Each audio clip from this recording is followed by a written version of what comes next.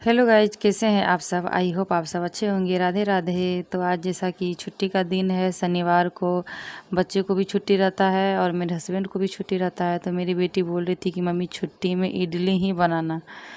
तो मैंने पहले ही बैटर तैयार करके रखा था रात में ही।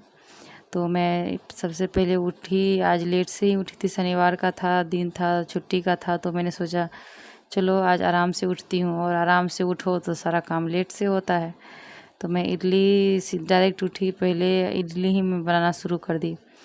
तो जैसे ही मैं इडली बना रही थी तो मेरी बेटी परेशान करने लगी कि नहीं मुझे भी बनाना है इडली, मुझे भी बनाना है। मैंने सोचा अगर मना करूँगी तो ये और ज़िद्दी हो जाएगी। तो मैंने बोला ठीक है बना लो, फिर गोल नहीं बनेगा तो फिर मुझे। और मैं जब लेट से उठती हूँ तो सारा काम लेट से होता है। तो इसीलिए मैंने सोचा पहले नाश्ता का तैयारी कर लेती हूँ, फिर सफाई सुथरा मैं बाद में करूँगी। अभी तक मैंने कुछ भी नहीं किया था, सफाई सुथरा कुछ नहीं। डायरेक्ट मैं नाश्ते पे ही किचन रात में ही साफ़ कर देती हूँ, ताकि सुबह में उठने के बाद मेरा मूड फ्रेश रहे, मेरा मूड ठीक रहे। तो इसके लिए मैंने सुबह में ही उठते ही सबसे पहले मैंने सोचा कि नाश्ते का तैयारी कर लेती हूँ, क्योंकि बच्चे लोग उठ जाते हैं तो भूख लग जाती है। और आज लेट से उठी थी तो मम्मी बोली कि पहले मैंने सोचा कि तैयार कर लूँगी तो टेंशन नहीं रहेगा, उसके बाद मैं चाय बना के पीऊँगी। तो छुट्टी पे थोड़ा बहुत मुझे रहता है कि मैं अपने पर भी ध्यान दूँ। तो इसके लिए मैंने रात में ही मतलब बाल में लगाने के लिए दे दिया था। तो मैं सबसे पहले सोची कि मैं बाल में लगा लेती हूँ, जब तक मैं उधर बनेगा तब तक मेरे बाल में भी लग जाएगा। और मैं बाल में मेरा बाल बहुत इधर टूट रहा था। मुंबई में पता नहीं मुझे यहाँ का पानी सूट नहीं करता है। जब भी मैं यहाँ आती हूँ तो मुझे ऐसा लगता है कि मेरा बाल मतलब पूरा घर में मेरा बाल दिखता है। तो मैंने चाय ले लिया, अब मैं सफाई करूँगी घर का। मैंने सोचा था कि छुट्टी में मैं ज़्यादा काम नहीं करूँगी, बारिश भी बहुत है, कपड़ा भी साफ़ नहीं करूँगी और आराम करूँगी। बट पता नहीं ये छुट्टी का दिन क्यों आता है, सिर्फ काम लेके ही आता है।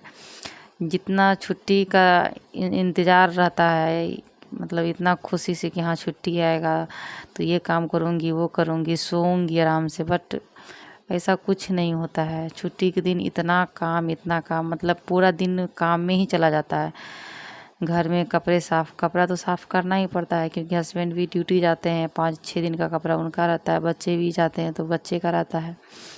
तो पूरा कपड़ा साफ़ करो, फिर और भी कपड़ा हो जाता है, पहले का भी कपड़ा रहता है उसको भी साफ़ करना पड़ जाता है छुट्टी में ही। उसके बाद सफाई करो, लेट्रिन बाथरूम सब सफाई करो, उसी दिन हो जाता है। और लेट से उठो तो बहुत माथा दर्द होने लगता है काम करने में। नाश्ता ही हमारा 11 बजे होता है, फिर खाना 2 बजे, ऐसा मतलब छुट्टी का होता है।